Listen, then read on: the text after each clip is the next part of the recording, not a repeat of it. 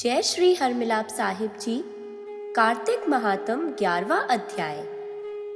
एक समय जब समुद्र का पुत्र जलंधर अपनी स्त्री वृंदा के सहित असुरों से सम्मानित हुआ सभा में बैठा था, तभी गुरु शुक्राचार्य वहां पहुंचे, जिनके तेज से सब दिशाएं प्रकाशित हो गईं।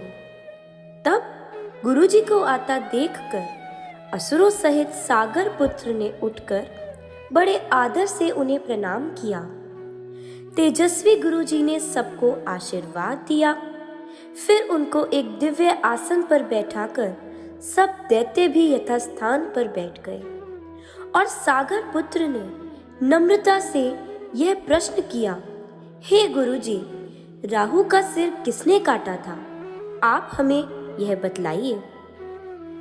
इस पर श्री शुक्राचार्य जी ने विरोचन पुत्र हिरण्यकश्यप और उसके धर्मात्मा पौत्र का परिचय देकर देवताओं और असुरों द्वारा समुद्र मंथन की संक्षेप में सब कथा कहकर यह बतलाया कि जब समुद्र से अमृत निकला तो उस समय देवरूप बनकर राहु भी अमृत पीने बैठ गया। इस पर इंद्र के पक्षपाती भगवान विष्णु ने राहु का सिर काट डाला। यह सुनने के साथ ही जलंधर के नेत्र लाल हो गए। उसने बड़ा क्रोध किया। फिर अपने धस्मर नामक दूत को बुलाकर गुरु का कहा हुआ सब वृत्तांत सुनाया और आज्ञा दी कि तुम शीघ्र ही इंद्रपुरी में जाकर इंद्र को मेरी शरण में ले आओ। धस्मर जलंधर का बड़ा निपुण दूत था। वह शीघ्र ही इंद्र की सुधर्मा नामक सभा में जा पहुंचा और उसने जलंधर के शब्दों में इंद्र से कहा, हे देवताधम, तुमने समुद्र को क्यों मथा और मेरे पिता के सब रत्नों को क्यों ले लिया है? ऐसा करके तुमने अच्छा नहीं किया। यदि तू अपना भला चाहता है तो उन सब रत्नों सहित देवताओं के साथ मेरी शरण आ जा, अन्यथा हे सुराधम, मैं सत्य कहता हूँ कि तेरा राज्य ध्वंस कर दूंगा।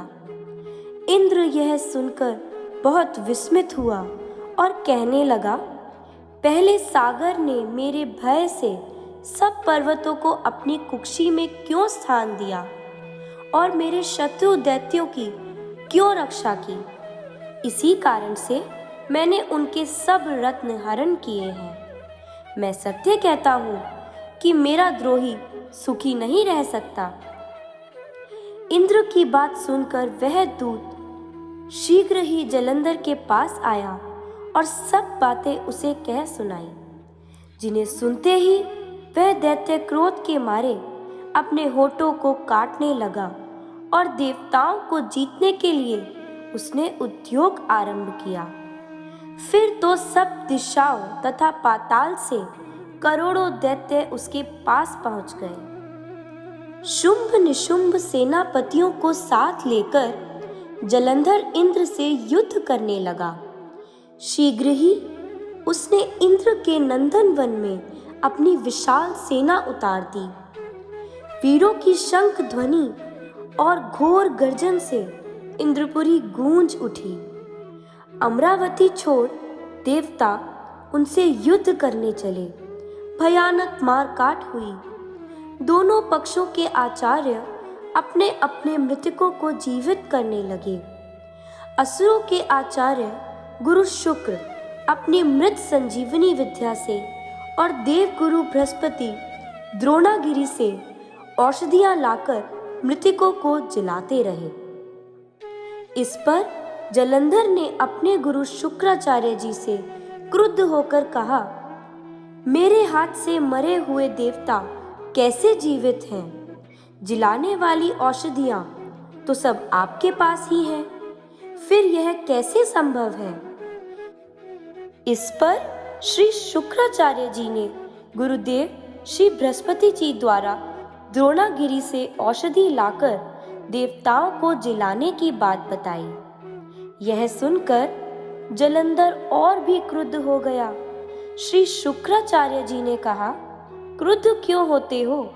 यदि शक्ति है तो द्रोणागिरी पर्वत को उखाड़ कर समुद्र में फेंक दो, तब मेरे कथन की सत्यता प्रमाणित हो जाएगी। इस पर जालंधर क्रुद्ध होकर शीघ्र ही द्रोणागिरी पर्वत के पास जा पहुंचा और अपनी भुजाओं द्वारा उसे जड़ से उखाड़कर समुद्र में फेंक दिया। यह तो भगवान शंकर का तेज था, इसमें जालंधर की कोई विचित्रता नहीं थी। तत्पश्चात यह सागर पुत्र युद्ध भूमि में आकर बड़े वेग से देवताओं का संहार करने लगा। जब गुरु बृहस्पति औषधि लेने के लिए द्रोणागिरी पर्वत पर पहुंचे तो द्रोणागिरी की जगह वहां पर उन्हें सूना मैदान मिला। तब वह भयभीत होकर देवताओं के पास आए और कहा कि युद्ध बंद कर दो, तुम लोग अब जालंधर को नहीं जीत सकोगे। पहले इंद्र ने जो भगवान शंकर का अपमान किया था, यह उसी का फल है। यह सुनकर देवता युद्ध की आशा त्याग अत्यंत ही व्याकुल हो इधर उधर भाग निकले। सिंधुसुत निर्भय होकर अमरावती में प्रविष्ट हो गया। इंद्र आदि सब देवताओं ने गुफाओं में शरण ली। कार्तिक महात्म की जय। जय श्री हरमिलाप साहिब जी।